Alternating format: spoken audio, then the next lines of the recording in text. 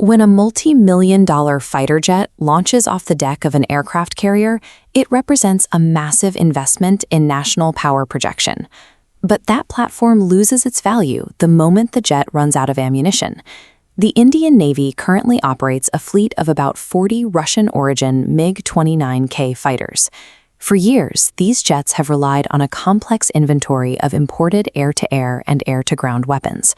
Recent global conflicts have shown that high-tempo warfare burns through missile stockpiles in a matter of days. If a nation relies on foreign manufacturers to restock its armories, its supply lines can be instantly severed by geopolitical shifts or export bans. A carrier's endurance in a prolonged fight depends on a domestic manufacturing base capable of restocking the armory without outside help.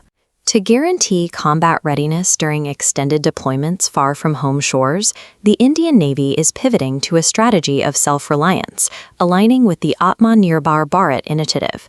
They are executing an 8,000 crore rupee upgrade plan designed to replace the legacy Russian systems of their fourth-generation fighters with domestic technology. This overhaul targets every level of the aircraft's mission capability. Engineers are swapping out the complex, high-end sensor suites while building local production lines for the basic, high-volume munitions used in daily combat. While the airframe and engines remain Russian, controlling the sensors and munitions reduces the fleet's reliance on foreign shipments during active combat. Look at the nose of this MiG-29K diagram. Under the radome, the Navy is replacing Russian hardware with the domestically built Utam-AESA radar to detect distant targets. On the mid-wing pylon, we see the integration of indigenous Astra Mk1 and Mk2 missiles, pushing the jet's lethal strike radius well past 110 kilometers. For surface threats, the ultimate addition to the MiG's arsenal is the BrahMos NG. This lightweight, supersonic cruise missile is engineered for high-speed anti-ship operations.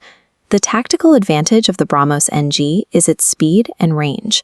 A small squadron of MiG-29Ks can launch these high-velocity strikes against heavily defended naval assets, like rival aircraft carriers, while staying outside the range of hostile anti-air networks.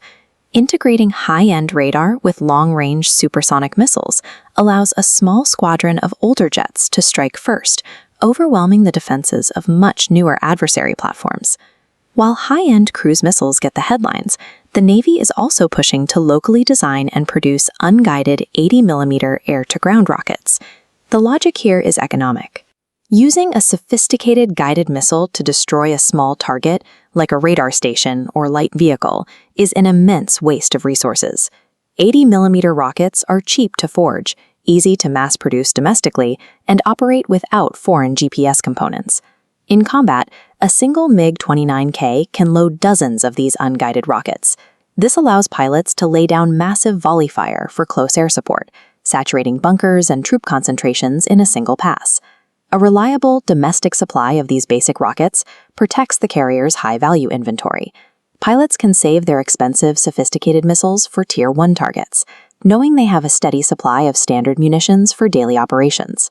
Smart bombs are crucial for the opening strikes of a conflict, but a carrier's ability to stay in a fight over months comes down to its capacity to reliably source and fire high-volume munitions. Despite the investment, the Navy acknowledges a harsh timeline. These upgrades to the MiG-29K fleet are a life extension measure, designed to keep these airframes viable until roughly 2040. The Russian platform has historically struggled with recurring engine issues, structural defects, and low serviceability rates. This creates a gap in India's maritime defense shield that requires immediate attention. To relieve the pressure on the MiG fleet, the Navy is procuring 26 French Rafale M jets. Because the Indian Air Force already flies the land-based variant, this allows for shared maintenance and interoperability between the two services. The Rafale M is a capable fighter that maintains immediate deterrence in the Indian Ocean. However, buying foreign jets is a stopgap measure, not the final realization of India's sovereign naval strategy. The ultimate endgame for the Navy is the twin-engine deck-based fighter, or TEDBF, a fully indigenous carrier-borne aircraft expected to enter service around 2038. This reveals the strategy behind the current MiG-29K overhaul. The Navy is using these airframes as live test beds to help India's domestic defense manufacturing sector mature. The facilities currently perfecting the Uttam radars, engineering the Astro missiles, and forging the 80mm rockets for the MiGs are establishing the industrial supply chains needed for tomorrow's fleet. The indigenization of the MiG-29K provides the industrial blueprint for the future. Perfecting these radars and missiles today establishes the domestic manufacturing lines that will sustain the Navy's next generation of deck-based fighters.